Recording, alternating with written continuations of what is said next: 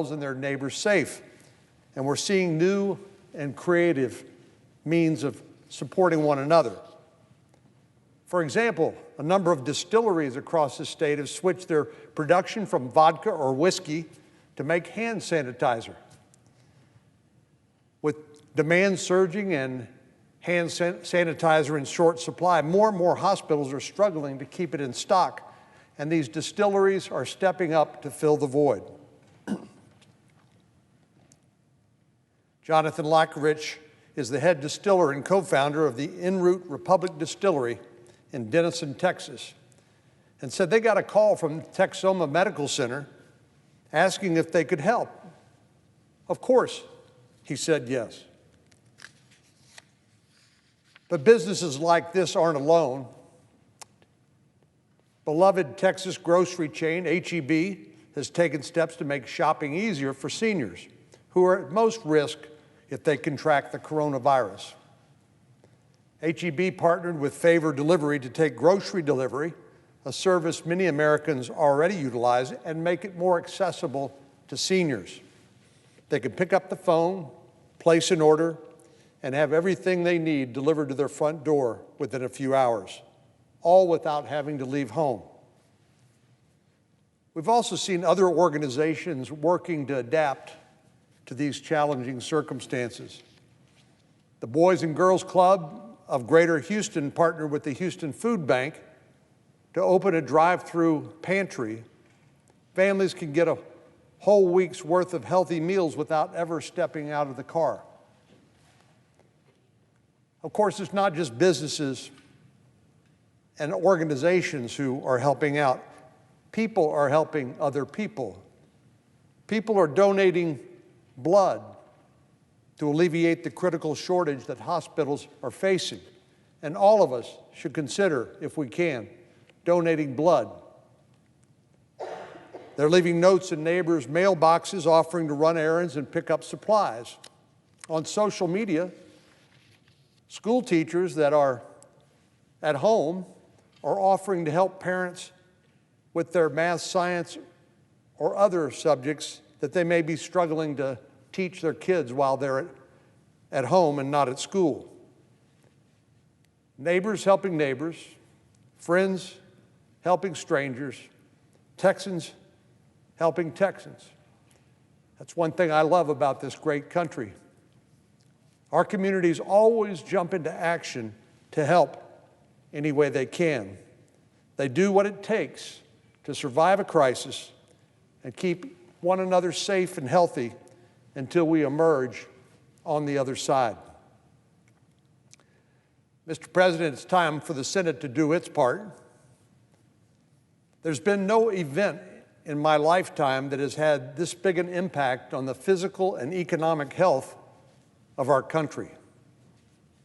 Every day we learn about more new cases, rising unemployment, and unprecedented market volatility. We have a responsibility to act and to act quickly in response to this dueling crisis. Already, we were able to work and send 2 bills to the President's desk for signature. The first sent vital support to healthcare professionals and first responders who are doing everything they can to treat patients and prepare for more cases. We also provided initial funding for development of a vaccine, clinical trials, and more diagnostic tests.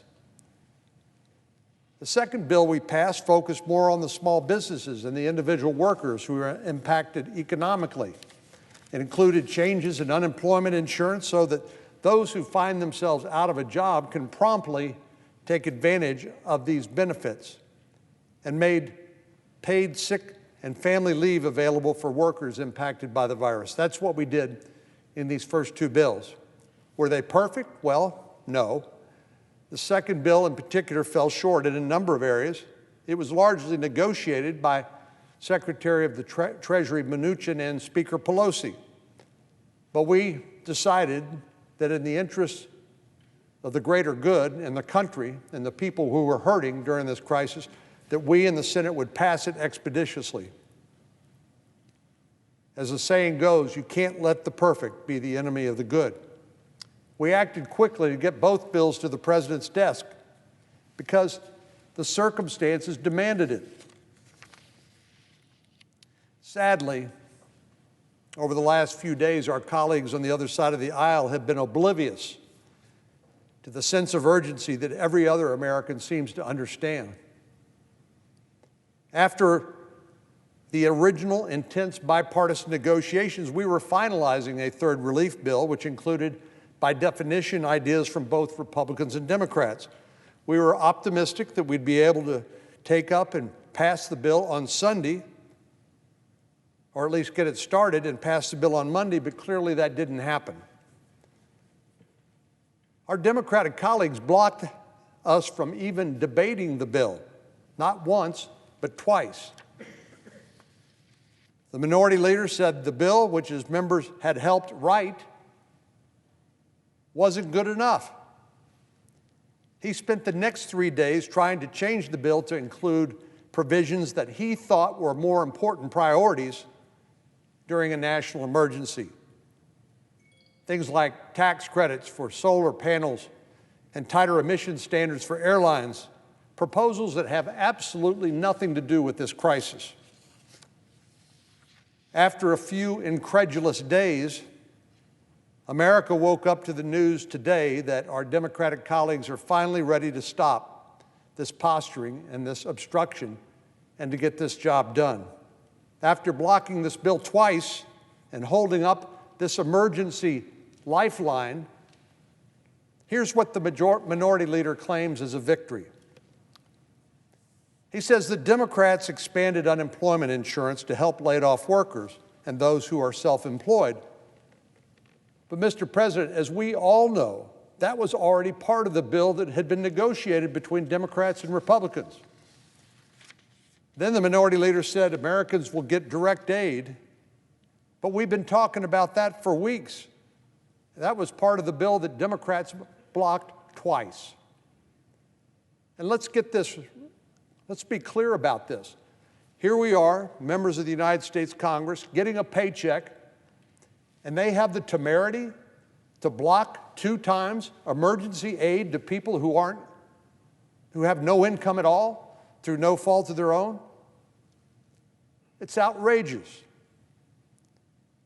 Then the minority leader said he secured unprecedented aid for America's hospitals, but as it turns out, that was part of the bill Democrats blocked twice.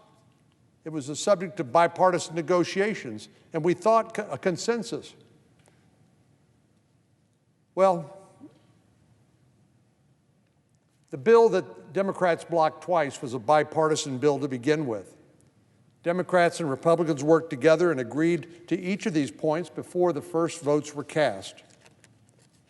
The minority leader's members had spent countless hours negotiating with Republicans. That's how you get things done. But then he single-handedly tries to take credit for the work that they have done. For days, Democrats needlessly blocked a bill that would have bolstered our fight to defeat this virus and protected our economy in the process. I am absolutely angry that they chose to waste so much valuable time when there are so many different people in need.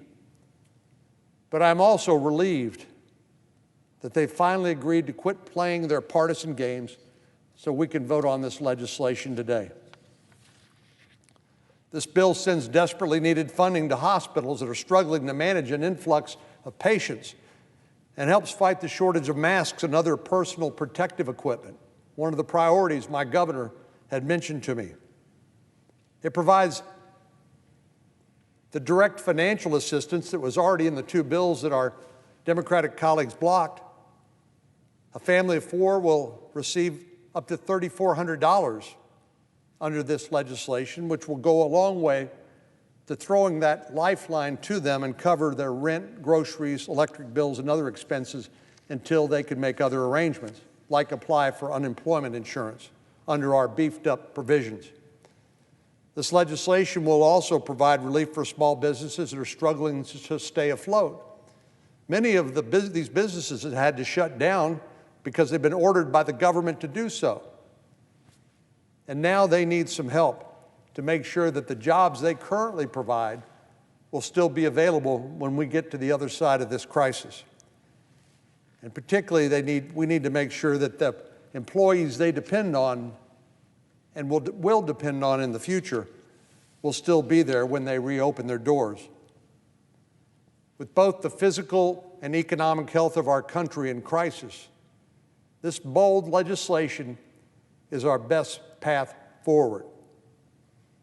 I appreciate the work that's been done by so many around the clock for the better part of the past week to get this bill finally to the floor.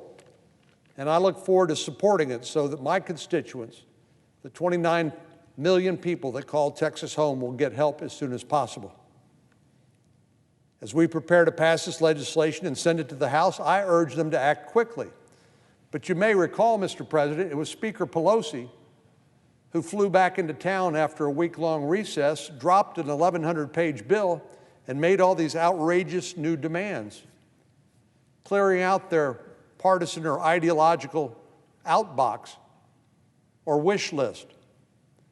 Well, incredibly, now that there has been an agreement here in the Senate with the administration, Speaker Pelosi hasn't even called the House back into session.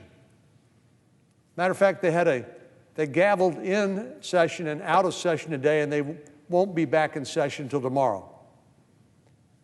Speaker Pelosi has a huge challenge. Unless she can get unanimous consent to pass a $2 trillion bill through the House, she may well have to call back into session the entire House of Representatives.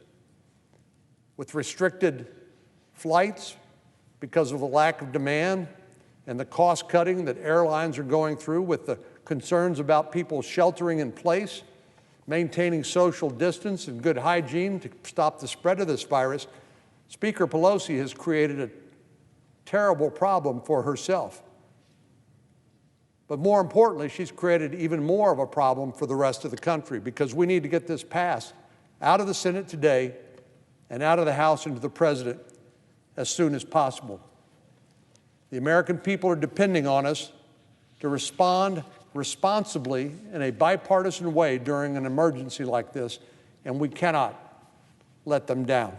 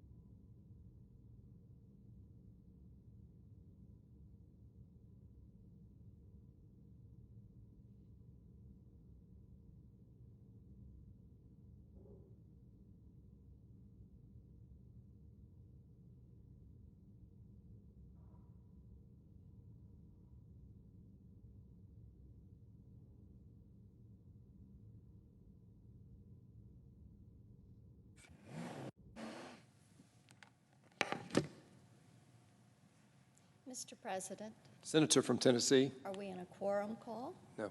We are not. Thank you, Mr. President. You know, I have to say, last night was an unusually late night here in Washington, and we were all impatient, and our staffs were impatient. The press was impatient. And as we talked to people across the state, what we realized was they've long been running out of patience. And I've talked about that some on this floor, but for every factory worker and hourly worker and small business owner and songwriter and gig worker, they've all been telling me they are running out of time. And they have just really been very anxious for what was going to come about out of this chamber. And I know that in the days and weeks ahead, as we work through getting relief to communities and individuals and small business owners and large companies, that there's going to be a lot of blame that is going to be thrown around. There are going to be some that are going to blame politicians. There are others that are going to blame the way the economy is structured. There are others still who are going to blame the healthcare system. But I will tell you, I think that there is a necessity to have a discussion about why we do have this current crisis. And it is because of the leadership of the Chinese government, the People's Republic of China, that leadership in Beijing. And we have gone round and round with activists and media on the point, and I shouldn't have to point out that when we say that China is to blame for the spread of the novel coronavirus that we call COVID-19. We do not mean the Chinese people as a whole, but yet we have some that do not want to say this is where it came from. I think we should stop that, and we should move forward with decisions based on fact, with decisions that are based on data. And we need to begin to collect those facts and to collect that data as it pertains to this disease. This is how we get to the antivirals. It's how we get to having a vaccine. And it's how we look at lessons learned so that we don't go back through this again, so that we plan to tackle some of the unexpected occurrences that will come our way. And as we talk about facts, we do know that COVID-19 originated in Wuhan, China. From there, it spread rapidly, and it has had devastating consequences. The economy is crumbling. We're working desperately to shore it up. Innocent people have been in the hospital or sick. I talked to one Tennessean this morning who said, "I'm happy to report my husband is coming back around. He has been suffering for the last many days with COVID-19. We've got the world's healthcare professionals, and what are they doing? They are working to the point of exhaustion. And what you have is Beijing's reckless communist dogma, and they're trying to blame everybody else. And today we are going to move forward with the rescue package. This is the phase 3 package. It is the 4th tranche of money. I'm including in that the president's emergency declaration, which put about $50 billion toward fighting this. And as we do this, and as we say, what is our way forward on addressing this, what we have to do is realize that our relationship with China is going to need to change, and change for the better. There is no denying that the way they have conducted themselves has put that relationship on dangerous ground. And today I invite my colleagues to support the bicameral Senate Resolution 553 and acknowledged that Beijing intentionally spread misinformation to downplay the severity of COVID-19 and baselessly denied the risk of person-to-person transmission of the disease. They refused to cooperate with international health authorities, including the CDC. During the early days of the outbreak, they censored doctors and journalists. We all remember what happened with the late Dr. Lee when he tried to give us the warnings, and on top of everything else, they maliciously ignored the health and safety of ethnic minorities. Mr. President, this is the easy part. The facts are there. All we have to do is acknowledge the facts that are there and use this as a beginning, because this resolution is, as I said, it's bicameral, it is bipartisan in the House, and we have no reason not to push it forward and send the message that we realize what happened to cause a global pandemic. And after we acknowledge Beijing's gross malfeasance, we're going to adjust the way we think about China in the context of the economy, of our national defense, technology, human rights, and pharmaceutical manufacturing. When you think about it, the fact that Beijing intentionally downplayed the deadly nature of COVID-19 should come as no surprise. For decades, China has made a business, it has been their business, to search out our vulnerabilities, exploit those vulnerabilities, and then what do they try to do? They try to use that as leverage against us. So it is time for us to say no more. Now here is another component, and I've talked about this week on the floor, our pharmaceutical supply chain. On February 27th, 2020, this year, the FDA announced the shortage of a drug used to treat victims of COVID-19. Imagine that. There was a drug shortage. They attributed the shortage to difficulties obtaining the active ingredient in this pharmaceutical. The active ingredient, they are called APIs. Now, they couldn't get it from this site in China, which was the site that manufactured it, because that site had been affected by COVID-19. So here we are. We need this component to go into a pharmaceutical. We cannot get it because the factory that produces this has been affected by COVID-19. And it's not the first time that this has happened. In 2016, we saw a shortage of an important antibiotic when the sole source of its production, the only place on the globe that produced this antibiotic, was in China, and that factory was shut down. Couldn't get it. Our vulnerability is not limited to one drug or even just a handful of drugs. In 2007 and 8, 246 people died after taking a contaminated blood thinner that came directly from a factory in China. They died, 246 people, just like that. Routine inspections didn't catch the contaminant, and the drugs flowed right into our medicine cabinets. 2010, regulators have also found serious problems with batches of thyroid medication, muscle relaxers, antibiotics. And this week I got an email from a Tennessean. He said, I saw what you said on the floor, and I want to let you know I take a heart medication, and it was just recalled because it contained a carcinogen, and it was made in China. Think about this.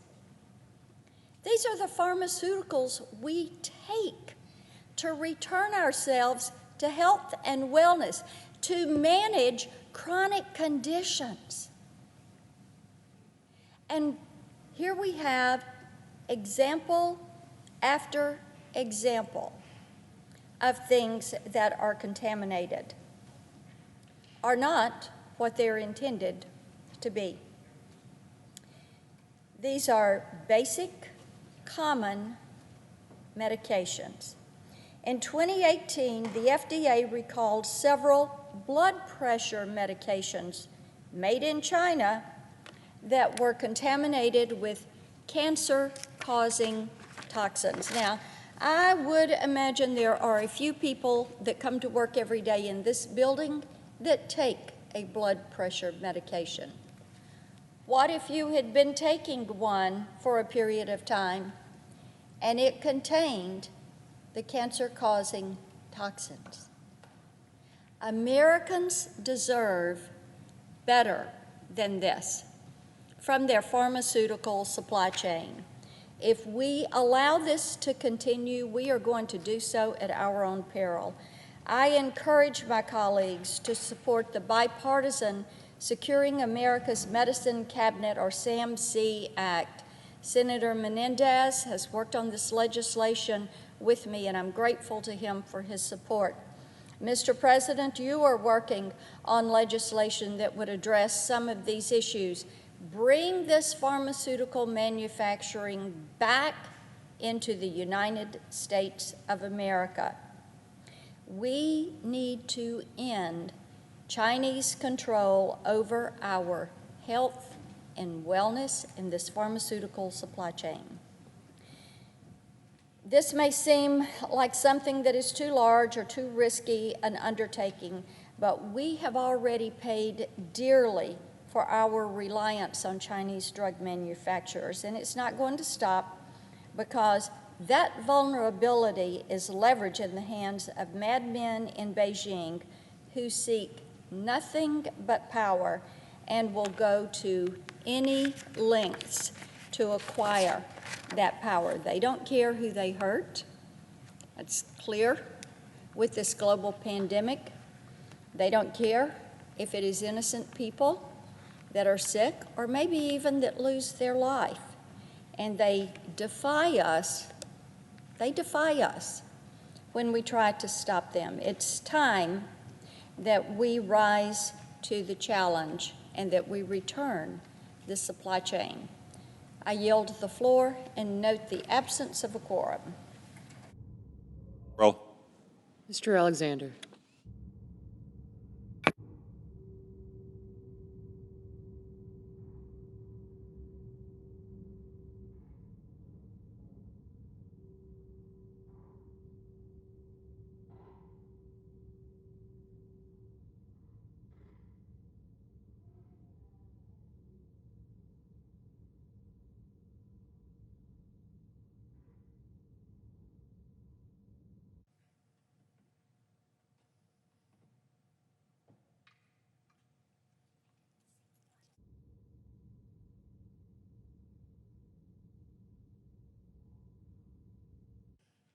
Mr. President, Senator from Indiana.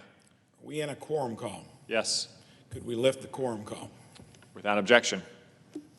Mr. President, I've been here a little over a year. I keep mentioning that often because what a year it's been. In that stretch, there's not been a period of time where I think there's been so much urgency for us as a Senate, for the other chamber to do their job, to deliver for the American people.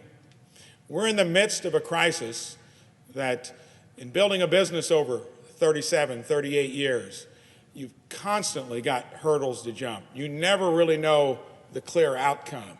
You try to have a great strategy with good implementation, good tactics that would be your salvation through thick or thin. When it comes to the coronavirus, it's not like we haven't had other recent issues, but nothing quite like this.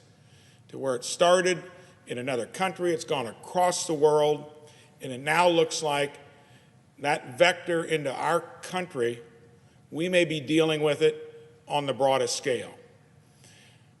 I'm a guy that believes in free enterprise. I don't like it when government has to step in, but I don't know what we would have done otherwise in this case. Until we tamp the disease down, until we get that curve flattened, no one is going to be at ease. We've invested 3-4 weeks of actual guidelines. We knew it was coming way before that. I'm hopeful that we've been doing a lot of the right things even before we were required to do them. So we can't relent on that course.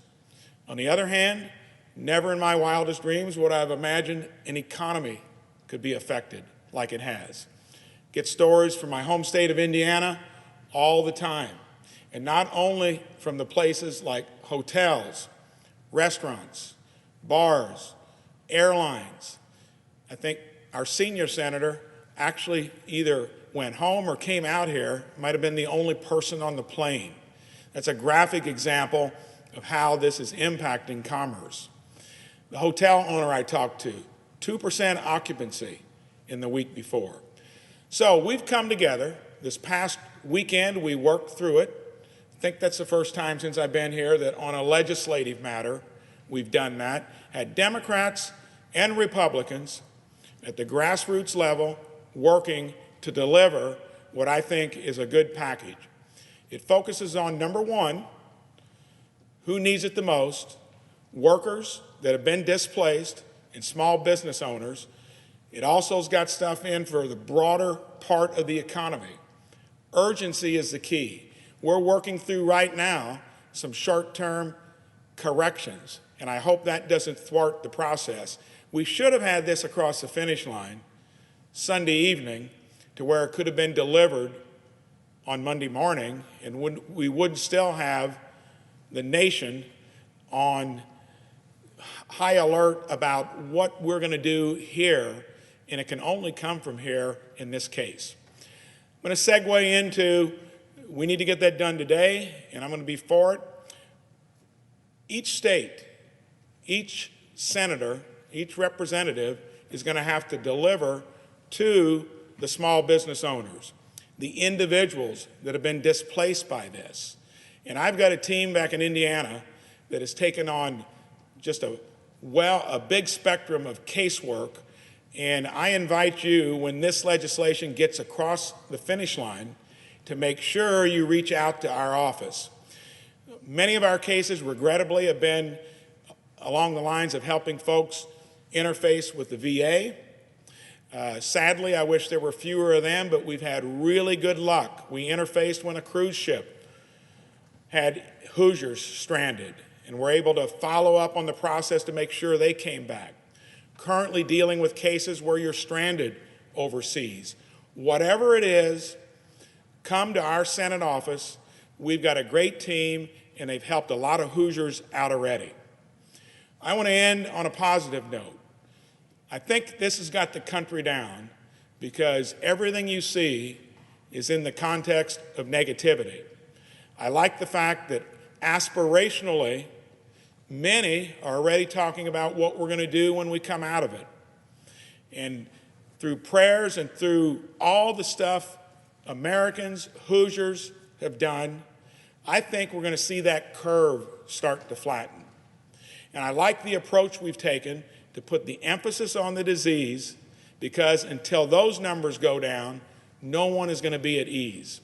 So as we look to the future, Monday was that first threshold, 15 days. We need to reassess, take all the information we've gained and gathered, and make the right decisions going forward. I trust our governors and our local governments across the country to do the same thing. And we will come out ahead. We are going to flatten the curve and make sure that we're taking care of the most important thing first. And I think that's going to be here hopefully sooner rather than later. And then we also need to be aspirational about what is going to really get this country back to business as usual.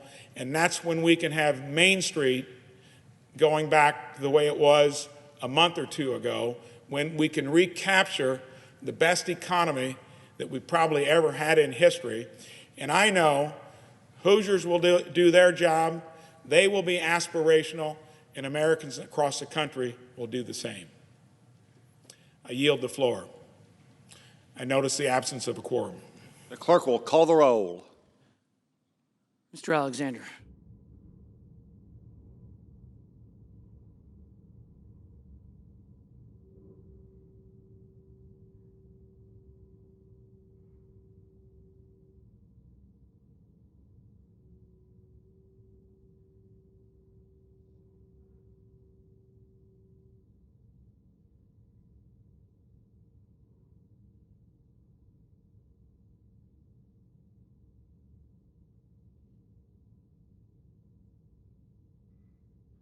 Mr. President, Senator from Georgia. I would ask that the quorum call be vitiated, please.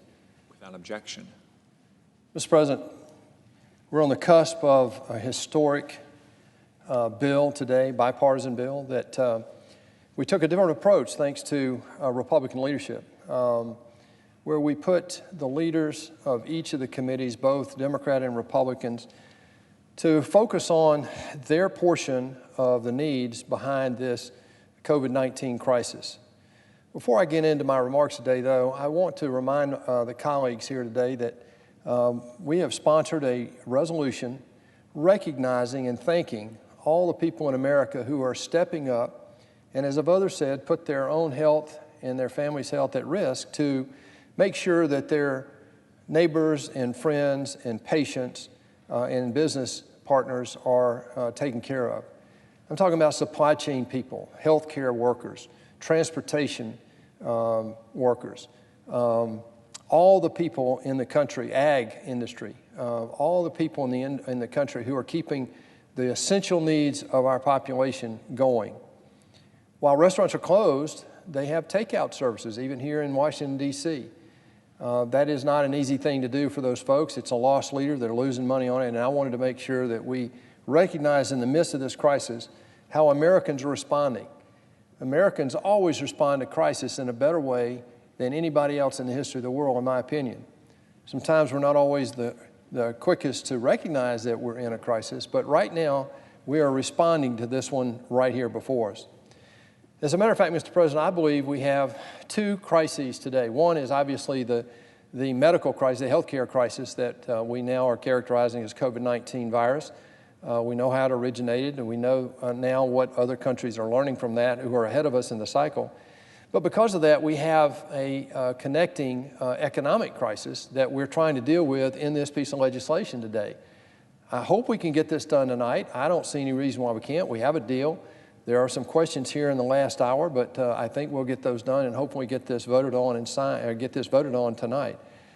As we deal with these two crises, though, Mr. President, it's my suggestion that we look at this, how we address dealing with this crisis in three phases. One, we're in the middle of the first phase right now, and I would characterize it as mobilization, where we're identifying the severity of the disease, we're identifying who is the most vulnerable, we're identifying what we need to do to deal with it, and we're mobilizing behind that. We see a dramatic increase in the number of tests, thanks to Vice President Pence. We still have shortages of testing kits and swabs and reagents and even testing machines, but we have things like in my state where one of our major hospitals, Emory University Hospital, has their own testing. They can do it in a matter of hours versus days, and they're making that available to other hospitals in the state. This is all hands on deck. And they'll probably lose money doing that, Mr. President, but they're willing to do that. We have an apparel company in Georgia who has now shut down their business in apparel, and they have good orders, profitable orders. They're putting those aside to make masks to try to help fill the need there in those shortages. But the mobilization phase is where we are today. We're identifying, based on the experiences of other countries, what we might expect here. We have hot spots in our country, just like other countries have had. We saw what happened in Wuhan and Hubei province in China. I've been there. It's a very old population, older population. They were late getting to the identification and treatment and isolation, and we see the repercussions of that. But what we can learn from is that they are ahead of us in the cycle. However they dealt with that in the early days, we see now how they have dealt with that crisis and what's happening to the numbers, and we can learn from that. And I'll talk about that in a second. The second phase, though, is transition, and this is one I'm not sure we're in it yet, but we're about to go into it. partly because of this package, and that is to make sure that we protect the parts of the economy where we can, so that when we do start to come out of this, just like every other country ahead of us in the cycle has done and is doing right now, that we'll have our businesses in a position to reconnect with the employers or employees that they've worked so hard to develop. And then, of course, the third phase is full-on recovery. And that is to do the things then to get the economy back on its strong footing, to make sure then we address the shortages of what we found in our current preparation for this. For example, we didn't have a strategic stockpile of some of these essential medical essentials that we needed in the identification, testing, and treatment of this particular virus. That recovery will take some time. But at the same time, the way America always responds to this is that I believe we can respond very quickly if we get the transition phase correct. And that's what I want to talk about today. As we look at the medical crisis, though, we understand now through a lot of data outside of the U.S., and I will caveat this, that each country's experience is just a little bit different. I would also comment that there's a lot of noise in the data that I see around the world right now. The medical community is doing a great job of trying to aggregate this data to see how it applies to our needs here at home. I give our doctors and nurses and caregivers the highest thank you I can for what they're doing here and all over the world for that matter. But what the experience is in Italy might not be the same as it is here. The experience in South Korea might not be the same as it is here. So we have to look at those and be very careful that we don't try to extrapolate either the severity or the lack of severity as being applicable here.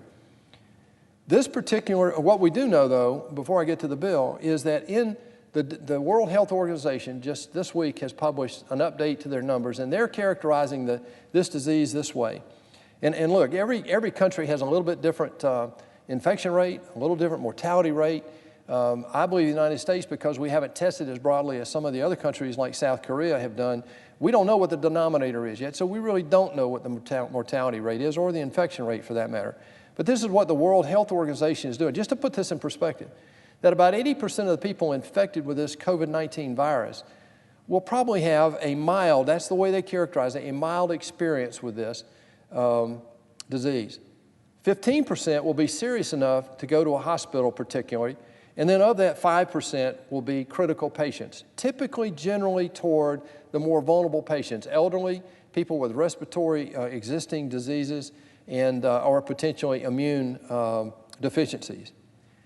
As we deal with that medical crisis, and we've poured a lot of resources toward that in the first two phases of help, and in addition to what the President did with his $50 billion allocation earlier. This bill, almost $2 trillion of aid as we see it toward businesses and communities and states to make sure that we can weather this storm. This bill, let's be very clear about this. This is not about companies. This is about employees. This is about the people who work for employers, either in their own business or in somebody else's business. This is all about employees. It is merely a financial bridge to get through this period of time to get into that recovery phase that I'm trying to describe here a little earlier. It's about the employer-employee relationship and to make sure that we keep that relationship intact. Look, in the last 3 years, we created 7.5 million new jobs.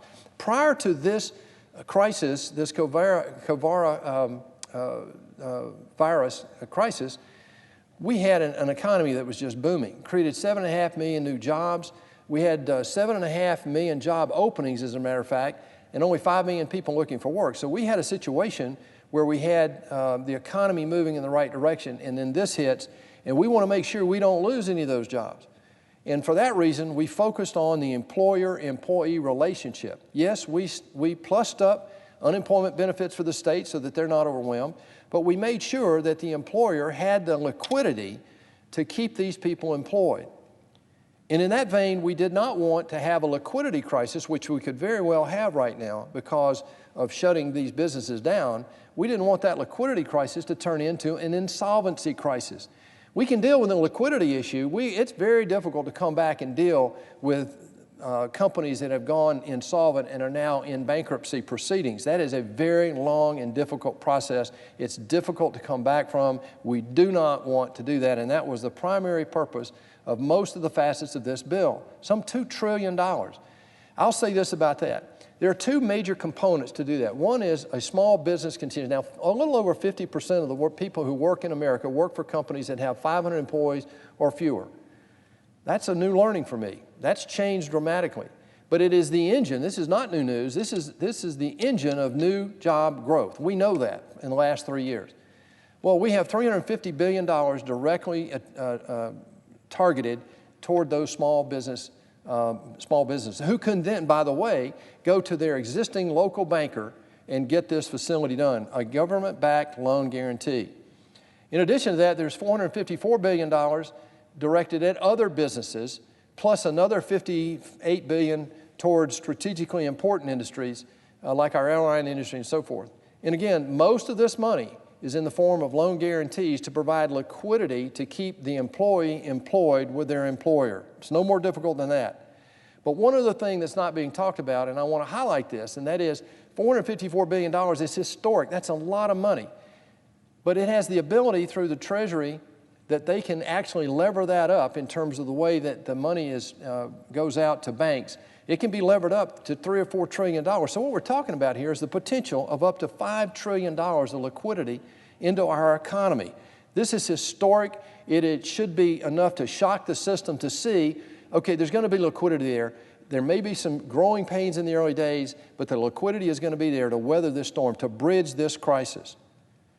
I want to look at what's next. Talk about this transition phase and maybe even the recovery phase for a second. The first thing we have to do is we have to really learn from other countries that they're ahead of us in the cycle. For example, it took about 6 to 8 weeks for China, even with their mistakes, it took about 6 to 8 weeks to go from 0 to their maximum number. But we know that the disease has a life cycle. If somebody is infected with it, if they survive, they come on the backside. And so far, there's over 70,000 people that have had the disease in China and are healthy now. We know from anecdotal evidence on the ground that about 80% of the employed workers in China are beginning to go back to work, and almost 90% of factories. This is outside of Hubei province, outside of Wuhan and Hubei province. They're going back to work. In South Korea, the learning there is testing, testing, testing, but more than that, they also track contacts. Now, there are 50 million people in South Korea. We have 330 million. It's a little different here, but in certain cities and states, they can certainly look at doing that. So we have to learn from countries like South Korea and Japan, Singapore, Hong Kong, Australia, and even China, because they're ahead of us in this cycle. We should be in the first few weeks of this cycle going from 0 to whatever our maximum number is, but it's the number of active cases that's the most important, not the number of total cases. So the mortality rate is yet to be determined because we don't really know the denominator. But I believe if we can test more, and the acceleration curve, according to Vice President Pence, is underway right now, that we will have that ability to do. Contact tracking is another, and then isolation is another one we have to think about, unfortunately. We have hotspots. In the Ebola crisis in Africa, what we learned from the medical community was if they could put a full court press on the areas of flaring where we had the disease flare up and isolate it where they didn't have people traveling outside of those areas. So isolation by geography and demography are unfortunately called for if we're going to do everything we have to do to control this disease in the time frame that we should. The third thing I'll highlight briefly is I believe right now this shows that we were behind in terms of our preparation for a pandemic like this. There's no question about it in the country and the world. We can point fingers and blame. That's not my purpose today. What I want to talk about is this. In America, and if we can bring the world's resources with data, this is the big thing. We have limited data in the United States. There are other countries that have a lot of data. I believe if we aggregate that data and create a Manhattan Project type effort to go toward vaccines and treatments, that we can absolutely be ready for flu season next year if in fact this particular COVID-19 virus has a seasonality. We don't know that yet. In conclusion, Mr. President, there is no question that this is a moment of challenge in America. I will say this, that President Trump, for all his detractors, early on stepped up and was a strong leader. I said this several years ago. He reminded me of Winston Churchill, irascible but effective in getting results. And that's what we've had early on. Right now, we need a steady hand to make sure we don't kill the economy while we kill this disease. And my only point is in this transition period, and nobody has all the answers yet, we need to start asking the questions of what can we do in this transition period to find a balance between protecting life and protecting the economy long term, so that when people get well, they'll have a job to go back to, and we'll have an economy that can help the world prepare for the next pandemic that we're talking about here. The American people have the best spirit, I believe, in the history of the world when it comes to dealing with this crisis. I've talked about a couple examples in my state. The airlines right now are another one. I know that Delta is one of the primary airline carriers we have in the country. They're keeping some flights on. I know I have a reservation on a commercial flight later this week. Then I asked my assistant, you sure I can get a seat on that plane? She said, yeah, there are only 5 people who have booked a seat on that plane. So it shows that people are trying to do their part here. Neighbors, people going to grocery stores for their neighbors, taking care of picking up mail, doing anything they can to protect the people that are at risk. In small communities, we know how to do that. In major cities, it's more difficult, but it's even possible there.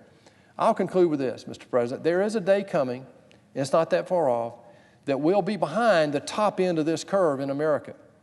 We will have lost some lives. That's unfortunate. We all regret that. But what we have to do now is to make sure we prepare ourselves for this transition phase, that while we're coming and still dealing with people who are getting the disease is on the wane, and the economy needs to be brought back so that we can make sure that we can prepare this country for the next round that we may or may not see in the future. With that, I yield the floor.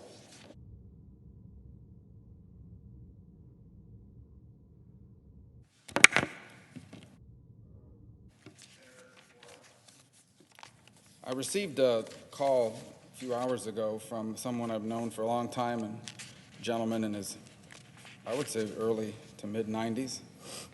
And he wanted me to stop saying that what we're facing is an unprecedented challenge. And I was taken aback. I mean, none of us have ever lived through anything like this or confronted a situation this painful or so dramatic. And so he challenged me to do something that I'd actually done a few years ago, but as it shows, even a few years erodes memory about things that happened long in the past. He challenged me to say, everybody's comparing this to the last time we had something like this. It required the nation to react like we did in World War II. And so it caused me to go back and look a little bit at the years before that great and bloody conflict. It's interesting, in the years leading up to 1941, President Roosevelt had an effort to pack the Supreme Court. And it was incredibly controversial. It ended up falling apart in 1937. It ended up falling apart, actually, because members of his own party turned against him. And it actually weakened him in that tail end of his second deal. President Roosevelt was so upset about what members of his own party had done to him that in 1938, he did something unprecedented at the time. He got involved in Democratic primaries and tried to take out members of his own party who had opposed him. Not only did he lose badly in that effort, I think he only won one of those seats that he went after. As a result of what he did, his party lost 6 seats in the Senate, 71 in the House, and ultimately, in this very chamber, a Republican, Robert Taft, was able to put together a coalition with conservative Democrats and basically block President Roosevelt's agenda leading into 1940. Then in 1940, Roosevelt did something else that was unprecedented and highly controversial. He announced, although it was legal, that he was running for a third term. He was, at that point, defying a long precedent that had been set by the nation's first president. And then, to make matters even more interesting, his own vice president, who had turned on him on the court issue, he had to kick him off the ballot. In fact, he told them, if you nominate him as vice president, I will refuse the nomination. And ultimately, he was reelected on a promise, ultimately reelected by a pretty big margin, but he had to make a promise: I will keep this country out of war. This sets the stage going into November, December 1940. A president that had spent the last 3 years battling his own party, had seen his own agenda slowed and stifled, and then had to kick off his own vice president, After getting involved in primaries against his own party, he loses a large number of seats in the House and in the Senate, has a coalition form against him to block him, and then has to make a promise, we're not going to war. All the while, understanding that what was happening in Europe would eventually reach us, and he was preparing for war. And why he made that promise was pretty fundamental. Going to war was not popular in this country. Millions of Americans, particularly those at the time you couldn't really travel abroad, had no connections to Europe. They looked at World War I as a European war, and they looked at a Second World War as just another trick to get America sucked back into a war that had to do with Europeans and not with them. Prominent voices, chief among them, Charles Lindbergh, traveled the country, blasting the president as a warmonger in the strongest possible terms. There was actually a student anti-war movement. Now, not as many people went to college at that time as did in the 60s, but it was really a precursor to that very movement. Why? Because these young people in college were the ones that were going to be sent to war if there was one, and they wanted no part of it. And then, in the blink of an eye, at 7:48 a.m. on the 7th of December, 1941, the Japanese attacked the U.S. naval base at Pearl Harbor. They sunk 4 of our battleships. We lost almost 200 airplanes, and 2,300 Americans perished on that very day.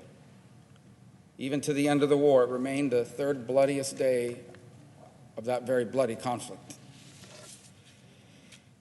America was not ready for war. They had started a draft by a 1-vote margin. They were able to vote it into place. They had begun some basic rearmament, but we had lost a significant percentage of our Pacific fleet, and frankly, to this day, there are legitimate questions, not about whether the Roosevelt administration knew in advance that this was happening and allowed the attack to happen. No, those are conspiracy theories that they should have known. This was a massive intelligence failure. In fact, up to 30 minutes before that attack, the ambassador to Japan was here negotiating with the United States over an oil embargo. And America, by the way, was not a society at peace. This was a nation deeply divided, a segregated nation that discriminated against citizens of color. There were very serious labor disputes going on throughout the country. Many still wore the scars of a deep and painful economic depression. And yet, in the blink of an eye, this nation was confronted with an enemy and had no choice but to put aside all that had happened to that point. Everything, all the problems they had with the president, all the problems they had with each other, even those Americans that had been discriminated against, were willing to do that. Tremendous testament to the contribution they made to the effort to win that conflict. And in the blink of an eye, literally every aspect of American life was changed overnight. Think about it. 1 minute you are a student demanding that we stay out of war, and the next you are volunteering for service. 1 minute you're a housewife, you're a retiree. The next minute you're back at work, or at work for the first time in your life at a factory, making munitions or something else needed for the war effort.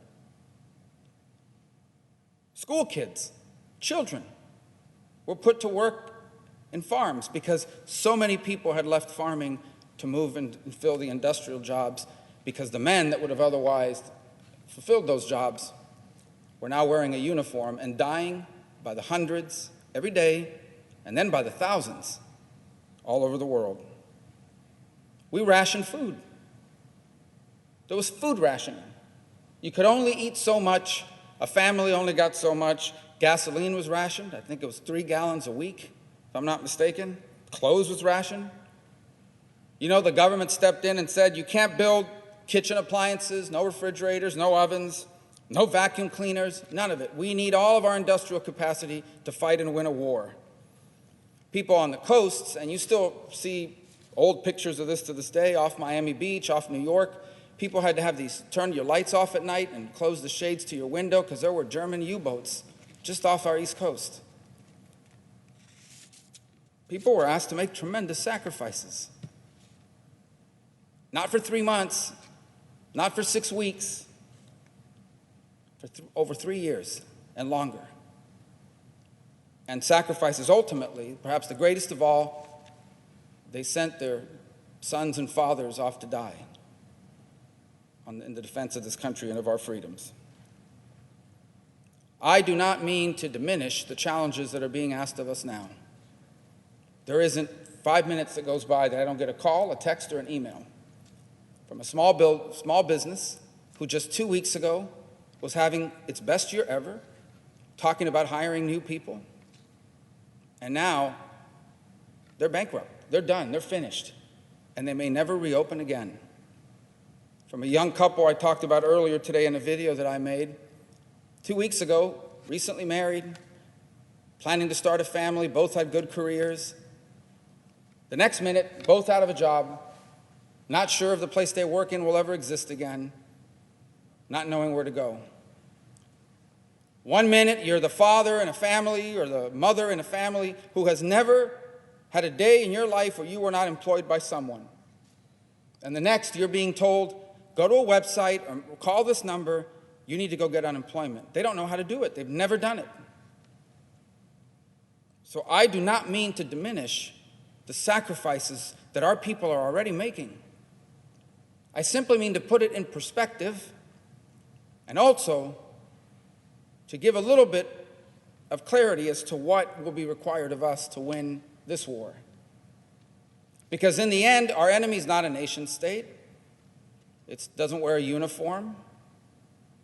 But it has invaded our nation in a way that's required us to do things we have not been asked to do or anything close to it since late 1941. So what are the lessons to be taken by that era in our history? By the call I got today saying, stop saying this is unprecedented. The lesson to be taken is, number one, in moments like this, government action matters. It is important that we have a functioning government that can address problems in the space in which government must act. That is what is being asked of us here today. What is being asked of us is not to pass a perfect bill or to pass legislation that will cure the virus or to pass a law that has everything we've ever wanted. What's being asked of us is, can you function as a government? Can you do the most basic things that a society needs from its elected leaders at a moment of true crisis? Can you do that? And so far, for 3 days, the answer, sadly, has been no. I hope the answer at the end of this day will be different. But the second thing it teaches us is, you cannot confront a challenge such as this with just government. That war was not just won because of political leaders or our armed forces. It was a whole of society effort. Every day, Americans were being asked to do things they had never done before in places they had never been, not just to make sacrifices from what they couldn't have, but sacrifices in what they were asked to do affirmatively. That will require the same of us now. And I want to tell you, there are people already doing that as we speak. The examples are too long to mention. But all over this country, there are people that are doing extraordinary things, stepping up, doing more than they've ever done, because they have to. They know they must. I have no doubt that if our government leaders do their job and are willing to do their part and provide people transparent, clear, truthful guidelines about what we face and what lies ahead and what is expected of them, they may not be happy and people may not be excited about it, but they will do it. I know they will do it. They are already doing it.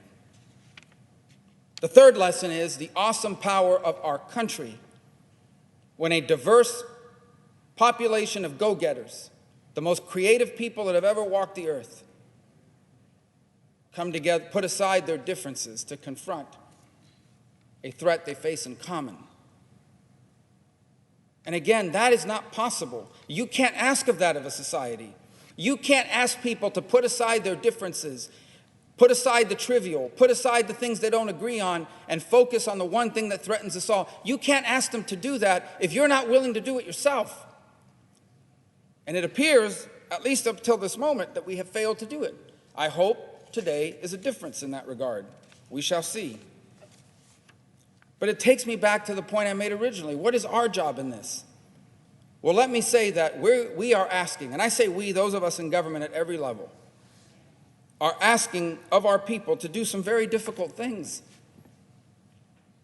We're asking high school seniors, including one that lives in my home, to be the first in I don't know how many generations that won't have a prom, won't have a senior trip, won't have a graduation.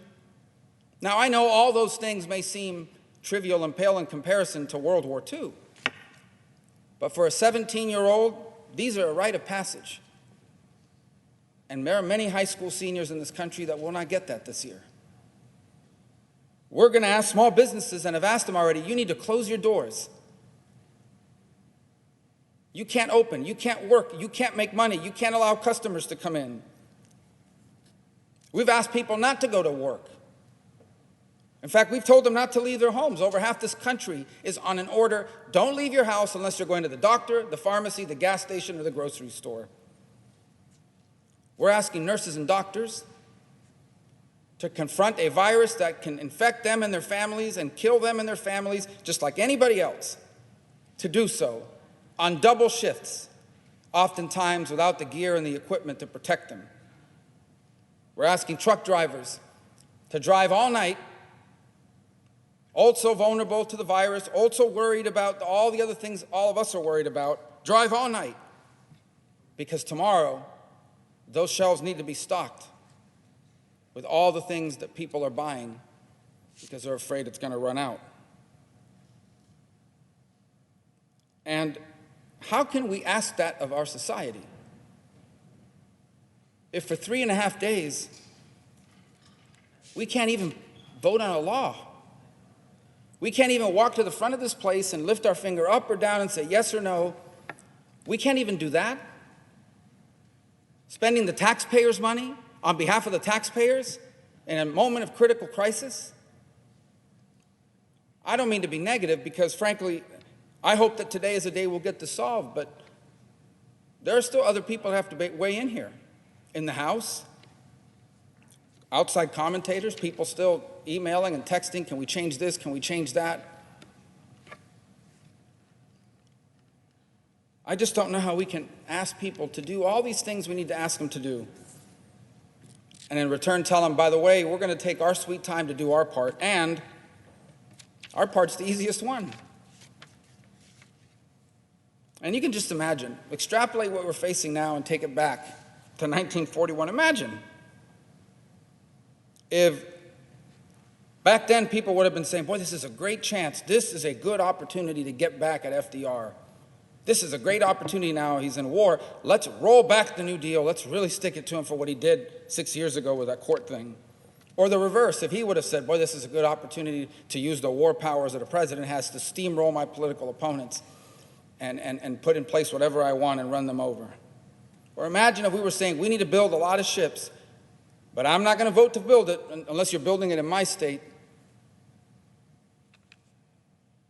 I don't want to go any deeper into that because I don't mean that to say that some of the issues that people raise around here are not legitimate issues. They are. But sometimes the legitimacy of the issue, the importance of the issue, has to be weighed on a scale against the gravity of the moment. And I would say to you, if we were dealing with permanent policy in a normal course of business or even in a moment of a cyclical economic downturn, we'd have some weeks to make some of these decisions. We've already taken too long. People got laid off today. People will be laid off tonight and tomorrow and the day after and for days to come, even if we pass this bill. Imagine if we don't. What we are facing is the toughest thing this generation's ever faced. There's no doubt about it. And perhaps with the exception of gentlemen and people like the gentleman that called me this morning, it'd be the toughest thing we ever face in our lives. World War II was worse. This virus is terrible. But it will not last as long or kill as many people as that war did. But it will kill far too many people and last far too long. But it will last longer and kill more if we don't take action now. And that requires everyone to finally wake up and realize this is not This virus doesn't care who you voted for in the last election. It doesn't care what you write on Twitter, what snarky remarks you come up with in your commentator moment on cable news. It doesn't care about any of that stuff. It doesn't care who you plan to vote for in the next election. It will infect you. It will kill you. It will kill people you love. It will kill members of your family. It will disrupt your community and your economy. It doesn't care about any of this other stuff. And it really is important for us to realize, not just for this bill, but moving forward, that there's no such thing as an outcome here that's good for half of us and bad for the other half. There is no possible political victory here. None. There is no outcome here in which half of us are going to be able to go back and say, boy, we really looked good and we made those guys look really bad and people are going to reward us for it. They're not. I promise you that when someone has lost their job and doesn't know where they're going to go and are stuck in their home and their lives have been turned upside down and a member of their family is in intensive care and they wind up at a hospital that's been overwhelmed and they can't care for them, they are not going to be, the last thing on their mind is going to be partisan politics or pre-existing differences. If you don't believe it, we're about to find that out, unfortunately. There is no outcome here in which half of us is happy and the other half are upset. It's a cliche. We use it all the time. I can't think of a better example than this one. We are truly all in this together. The carnage, the damage that this will do to our country is extraordinary. It will know no geographic bounds, no political affiliation, no demographic differences. This is a virus that can infect the heir to the crown in Britain just as easily as a 92-year-old retiree in a Florida nursing home. And so I hope that the gravity of the moment finally sinks in and that we take the necessary actions quickly. And if there's something in this bill you just really don't like, I don't mean to diminish it. If we can fix it, we should. But at this point, I'm going to tell you that there is nothing wrong in this bill. There's nothing in this bill that will damage our country more than our inability to act. No matter how bad some provision in this bill you think may be, and I say this to both sides, there is nothing in this bill that will damage us more than doing nothing will. By far, the most damaging thing that can happen is not any provision of this legislation. It is our inability to act and to send a message to the American people that their leaders can't function, that their government doesn't work, not just on a day-to-day basis, but in a moment of crisis. And so I hope that whatever differences may still exist at this moment, and I'm trying to be fair because I know a lot of people have finally seen the full text of it just in the last few hours, and if you've caught something that can be fixed, it should be fixed. But I plead, I don't know what other word to use, that we don't leave here tonight without having passed this bill. Because I honestly don't know how this nation and our people can afford one more day of this. Mr. President, I yield the floor and suggest the absence of a quorum. Clerk will call the roll. Mr. Alexander.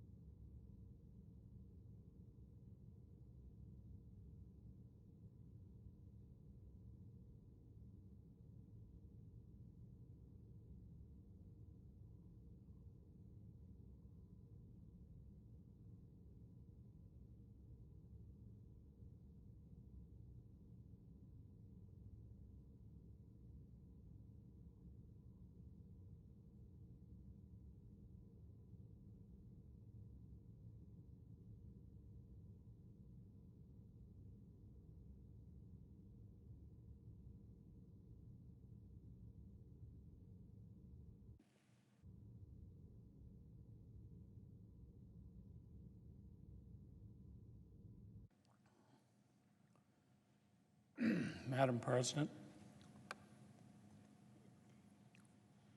Senator from New Mexico.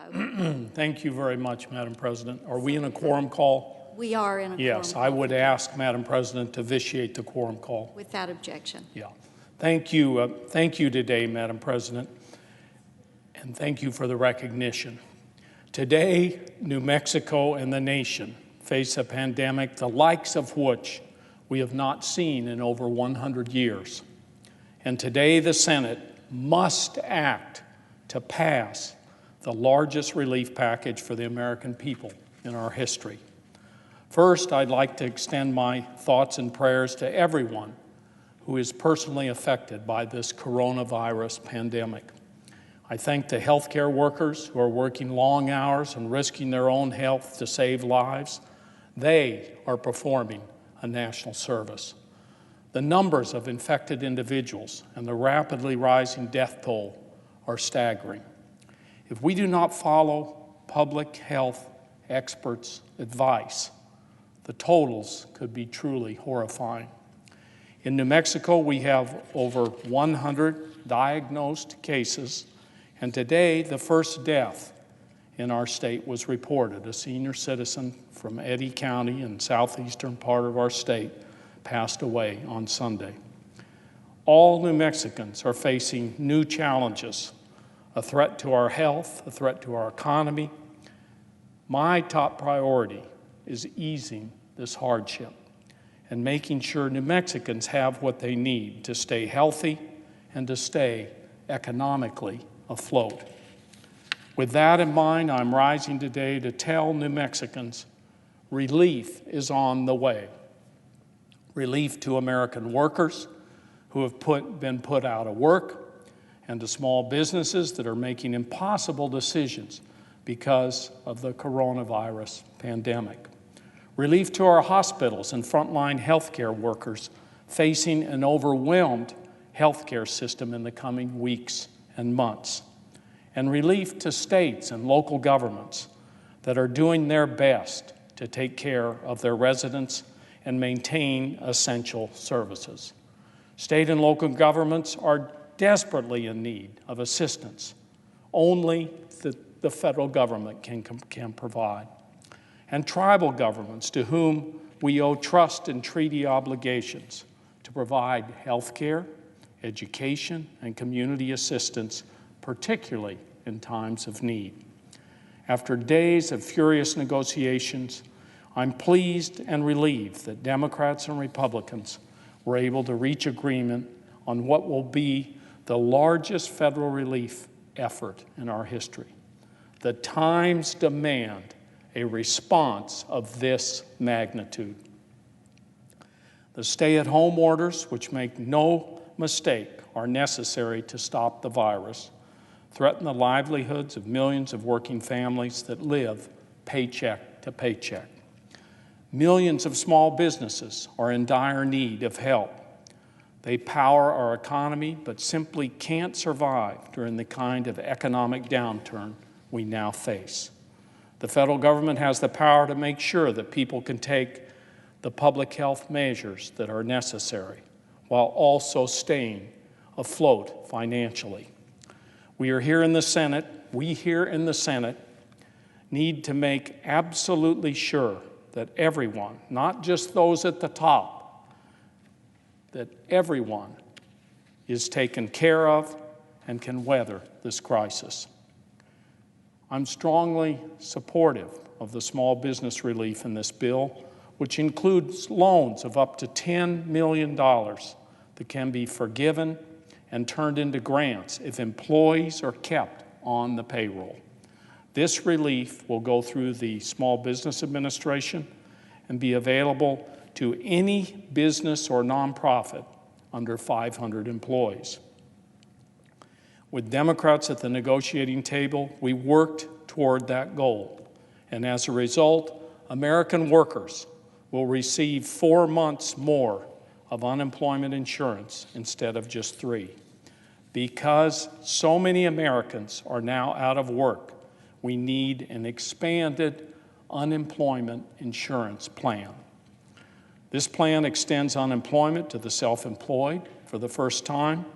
It increases the maximum benefit by $600 per week. Many workers will receive their full pay under this expansion. Just to give an idea of the magnitude of this problem in my home state of New Mexico, during the week of March the 9th, we had fewer than 800 claims for unemployment.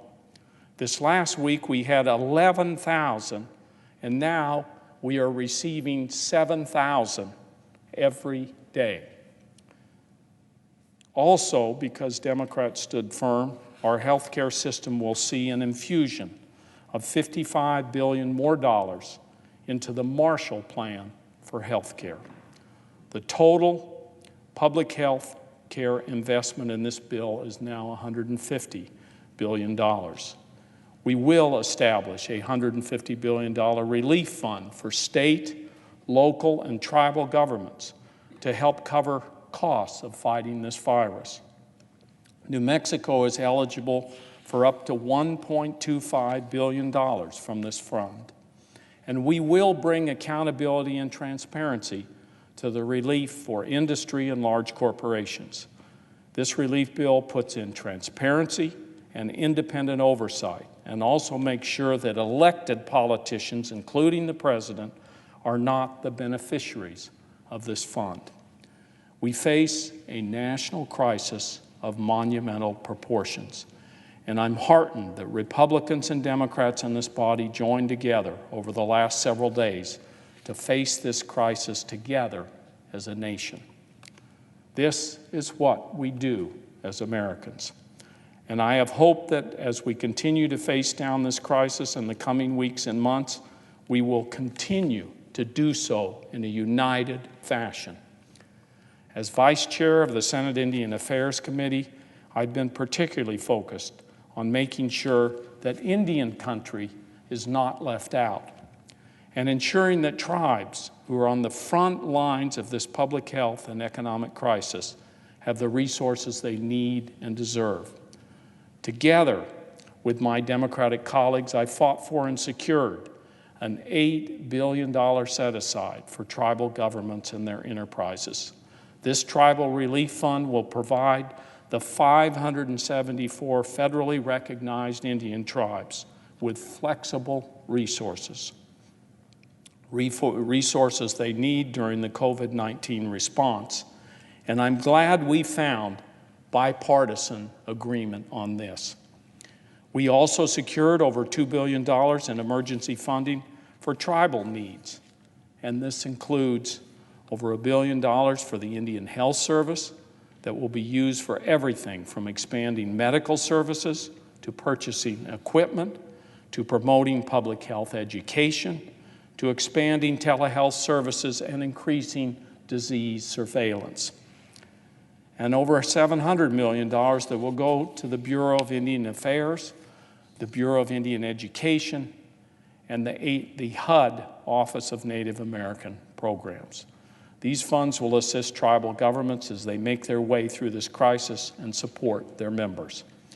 Support BIE schools and tribal colleges and universities so that students continue with their education. And provide housing for those most in need who are impacted by this terrible virus. These are key victories, but we're not done. We must uphold our trust and treaty responsibilities to all American Indians and Alaska Natives. And so Congress must do more to respond to the unique COVID-19 related public health and economic crises in Indian country. Tribes are some of the most vulnerable populations with the least robust healthcare systems. We have a very scary outbreak on the Navajo Nation, and I'm sure that we need to weigh in and help there. For our next response package, and believe me, we're going to have to monitor this closely, and we're in all likelihood going to be back here again. We must make sure Indian country has equal access to federal coronavirus resources. Senator Heinrich and I fought hard for New Mexico priorities. We are working hard on issues that have to do with our national labs, one of our very, very top employers, in fact, probably the biggest. New Mexico's creative economy can't be left behind. Sitting as the lead Democrat on the Appropriations Subcommittee that funds the national endowments, I pushed for an additional $75 million for both the National Endowment for the Arts and the National Endowment for the Humanities. These funds will support local artists and arts programs through this tough economic time when arts and cultural venues are shuttered and artists and all others are out of work. There is no doubt that these are exceedingly difficult times, but together we can get through this. I would like to remind everyone to follow the public health measures recommended by the experts. Staying at home is the best thing we can do to slow the spread of this virus and ensure our healthcare systems are not overrun. These measures are a firebreak that cuts off the fuel for this virus and prevents a catastrophe that overruns our hospitals. Social distance, wash your hands for 20 seconds.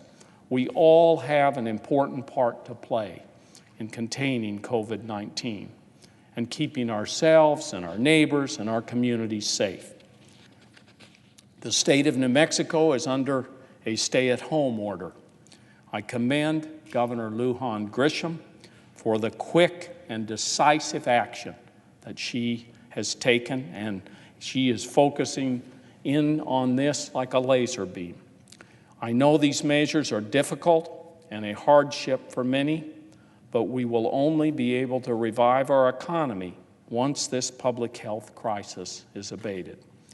If we just let the virus run its course, we could lose over 1 million people. Some estimates are 2 million, 1 to 2 million. That would be totally unacceptable and devastating. And because of the frontline healthcare workers, the doctors, the nurses, and the technicians, and all those who support that work, hospital janitors, cafeteria workers, and so many others, this public health crisis will see an end. Thank you to everyone who is risking their own safety to help others, and thanks to all the Senate staff that is here on the floor and the people that work here.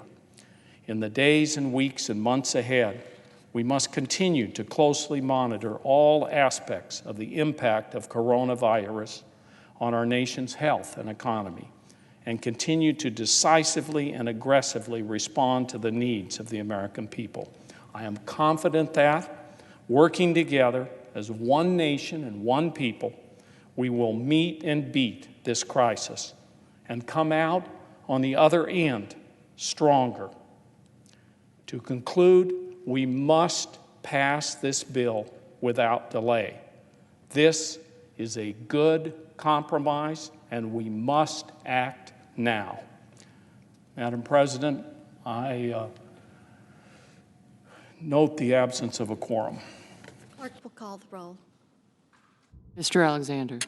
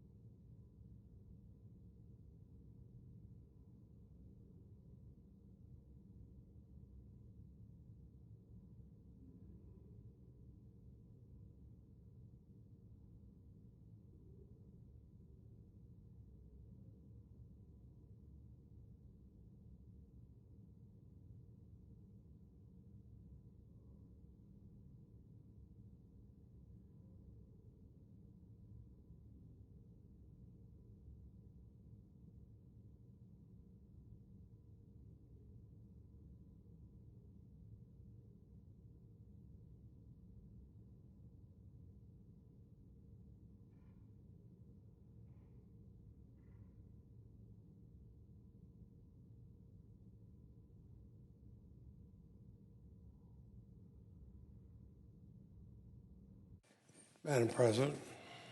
Senator from Vermont, Madam President, I ask consent to call the quorum be dispensed with. without objection. Madam President, senators have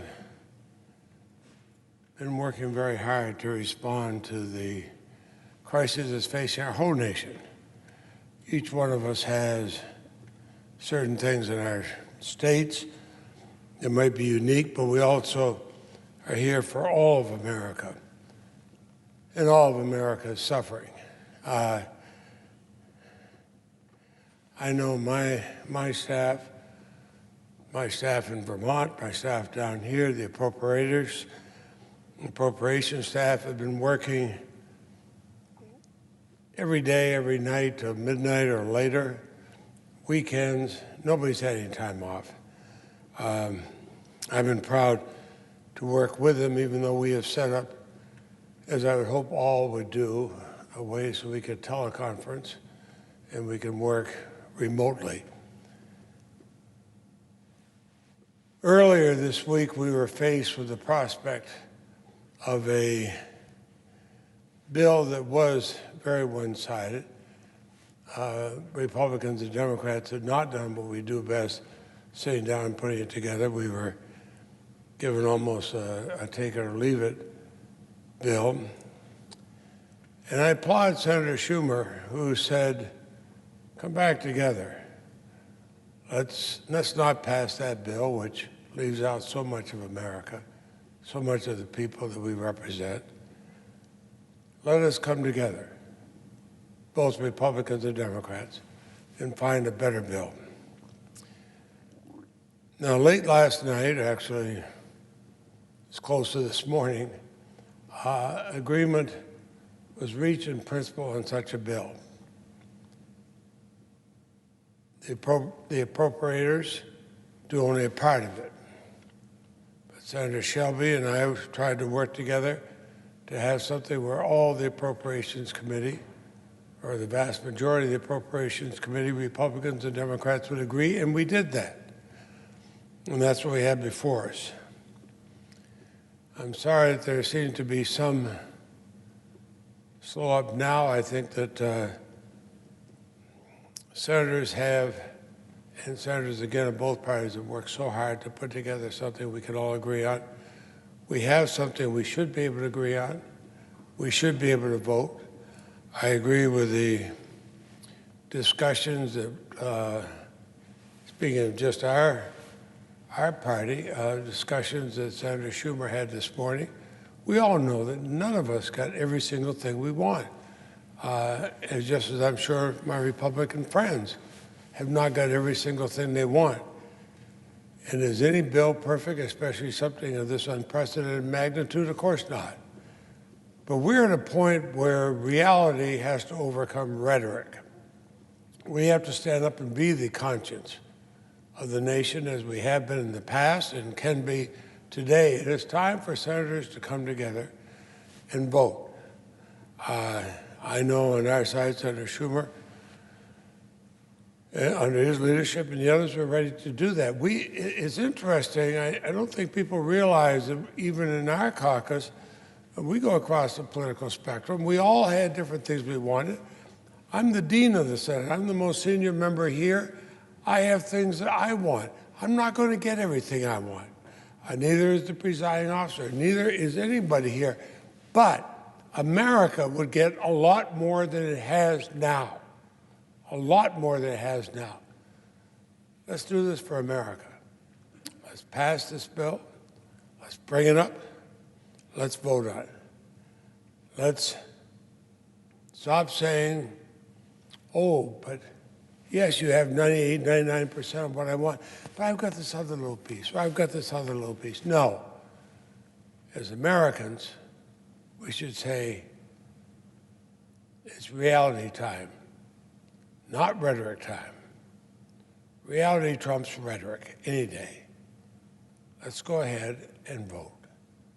I commend those senators in the Republican Party and those senators in the Democratic Party who have worked so closely with each other. I know we have in appropriations, but in so many other parts we have.